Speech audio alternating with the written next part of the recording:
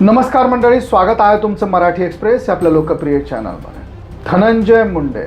धनंजय मुंडे यांची प्रॉपर्टी नेमकी किती आणि ती दाखवायची तरी कशी? माझा अर्ज बाद करण्यासाठी मुंबईहून वकील पाठवले आणि त्यामध्ये त्रुटी काय सांगितली तर यामध्ये तुम्ही धनंजय मुंडे यांची संपत्ती दाखवली नाही। आता एकीकडे मी त्यांची पत्नी नाही आहे, मला रस्त्यावर सोडून देण्यात आलेलं आहे असं तुम्ही सांगता आणि दुसरीकडे त्यांची संपत्ती विचारता। असा सगळा सवाल केलाय करुणा मुंडे यांनी। बघूयात काय म्हणतायत करुणा मुंडे। असं तो धन्या मुंडे म्हणतोय की मी बायको नाही आहे ना, आणि बायकोला रोडवरती सोडलेला आहे गेले 4 वर्षापासून। आणि इथे जे माझा पर्चा जे आहे अवैध करण्यासाठी मुंबईतून हायकोर्टाचा मोठा वकील पाठवला होता आणि त्याच्यामध्ये काय क्युरी काढली होती त्यांनी की धन्या मुंडेची प्रॉपर्टी नाही दाखवली। अरे जरी मी तुझी बायकोच नाही आहे तर तुझी प्रॉपर्टी कशाला दाखवू मी? आणि बोलण्यासाठी मी बायको नाही आहे आणि प्रॉपर्टी दाखवण्यासाठी फॉर्म अवैध करण्यासाठी मी बायको आहे। बघा काय सुरू आहे महाराष्ट्रामध्ये, जनताला बघण्यासारखी गोष्ट आहे। आणि तुमची गरज आहे तो मी बायको, तुमची गरज नाही आहे माझा फॉर्म अवैध करण्यासाठी मी बायको आहे। आणि फॉर्म अवैध नाही करायचा आहे तुम्ही बायको नाही आहे, मेंटेनन्स देण्यासाठी आमच्या काहीतरी चांगलं करण्यासाठी मी बायको नाही आहे। पण माझा पर्चा अवैध करायचा आहे जरी तुम्ही बायको आहे। धन्या मुंडेची प्रॉपर्टी लिहिली पाहिजे आणि जरी मी प्रॉपर्टी जरी लिहिली असती तर पूर्ण महाराष्ट्र हादरला असता। 5,000 कोटीची प्रॉपर्टी आणली कुठे? हे सगळ्या गोष्टी आहे। काय मुद्दे घेऊन तुम्ही लोकांसमोर जाता आहात, कशा पद्धतीने प्रचार करणार? हा सगळ्यांपेक्षा मोठा मुद्दा आहे, अजितदादाला न्याय भेटला पाहिजे। तेच माझा मोठा मुद्दा आहे। आणि आज ज्यांची पोटनिवडणूक आहे तेच मी वारंवार बोलते की ज्यांची पोटनिवडणूक आहे जरी त्यांची FIR होत नसेल महाराष्ट्रामध्ये तर कोणाला न्याय भेटणार? उद्या माझी पण ॲक्सिडेंट करू शकतात हे लोक, मला पण अपघात करू शकतात, नंतर घातपात करू शकतात आणि नंतर बोलतात की ॲक्सिडेंट झाला। हे सगळी गोष्टी ना तो कोणीतरी माझ्यासारखा असला पाहिजे जे लढला पाहिजे आणि हे खूप मोठी गोष्ट आहे। तुम्ही बारामतीमध्ये लढता आहात, तुम्ही उमेदवारी अर्ज कायम ठेवला आहात, लोकांपर्यंत पोचावं तर लागेलच तुम्हाला, प्रसारमाध्यमाच्या माध्यमातून पोहोचतायत, त्यांना काय तुम्ही आश्वस्त कराल किंवा काय मुद्दे घेऊन त्यांच्यासमोर? आज महाराष्ट्रामध्ये हेच मोठा मुद्दा आहे। आज बारामतीचे तर खूप मुद्दे आहे, पाणी नाही आहे, शेतकरी लोकांना न्याय नाही आहे आणि आज गोरगरीब लोकांच्या पाठीमागे कोणी नाही आहे। आज तुम्ही बघू शकता ना तेच मुद्दा परत परत येतोय की आज गोरगरीब लोकांचा तो सोडा तुम्ही।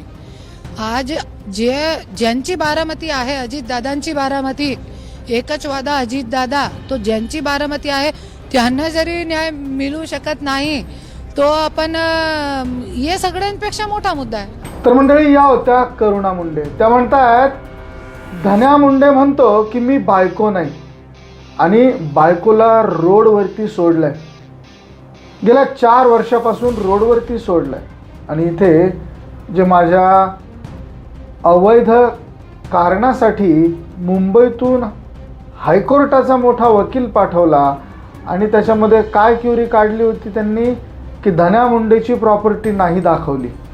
अरे जर मी तुझी बायकोच नाही तर तो प्रॉपर्टी कशाला दाखवू मी? आणि बोलण्यासाठी मी बायको नाही आणि प्रॉपर्टी दाखवण्यासाठी फॉर्म अवैध करण्यासाठी मी बायको आहे? मग हे काय सुरू आहे महाराष्ट्रामध्ये? असा सवाल यावेळेस करुणा मुंडे यांनी विचारला। तर माझा फॉर्म अवैध करण्यासाठी धनंजय मुंडे यांची प्रॉपर्टी का दाखवली नाही असं सांगितलं जातं। आता धनंजय मुंडे यांची प्रॉपर्टी ही किती मोठी आहे? धनंजय मुंडे यांची प्रॉपर्टी जर का लिहायची झाली तर हजारो कोटींची प्रॉपर्टी लिहू कशी? असा सवाल यावेळेस करुणा मुंडे यांनी विचारला। आणि ही 5,000 कोटी रुपयाची प्रॉपर्टी आणली कुठून असा देखील सवाल त्यांनी विचारला। मंडळी, या व्हिडिओमध्ये बारामतीमधल्या पोटनिवडणुकीसाठी करुणा मुंडे यांनी अर्ज भरला होता, त्यांचा अर्ज बाद करण्यात आला। यामध्ये त्यांनी धनंजय मुंडे यांच्यासोबतच्या वैयक्तिक व कायदेशीर वाद समोर आणलेला आहे। स्वतःच्या सुरक्षेबद्दलची भीती यांनी बारामतीमधील स्थानिक समस्यांवरती देखील प्रकाश टाकलेला. तर कायदेशीर विरोधाभास आणि मालमत्तेचा वाद यामध्ये प्रामुख्याने आपल्याला दिसून येतो. धनंजय मुंडे यांच्यावर दुटप्पी भूमिकेचा आरोप या ठिकाणी करण्यात आलेला आहे. त्यांच्यामध्ये गेल्या 4 वर्षापासून त्यांना पत्नी म्हणून नाकारलं जात असताना निवडणूक अर्ज अवैध करण्यासाठी त्यांना पत्नी म्हणून संबोधलं जात आहे.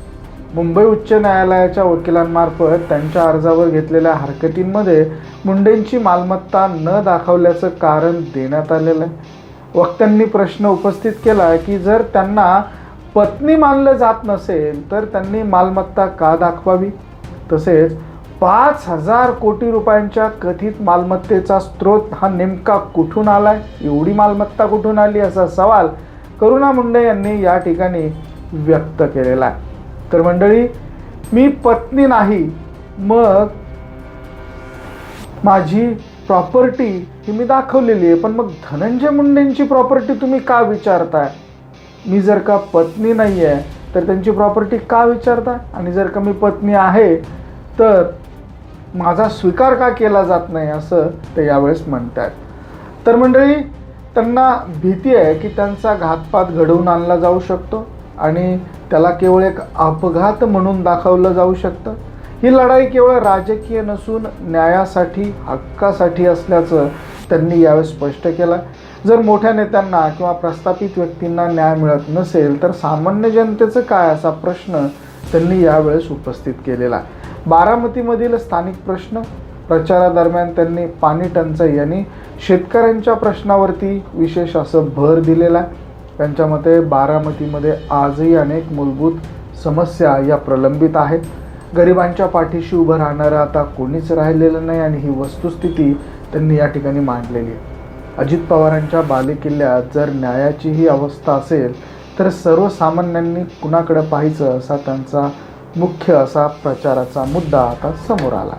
तर म्हणजे अशा पद्धतीनं करुणा मुंडे यांनी धनंजय मुंडेंची 5,000 कोटींची प्रॉपर्टी आणि ही प्रॉपर्टी आली कुठून, असा सवाल या ठिकाणी उपस्थित केला. त्याबद्दल तुमचं मत काय?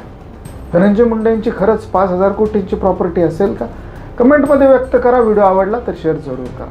धन्यवाद.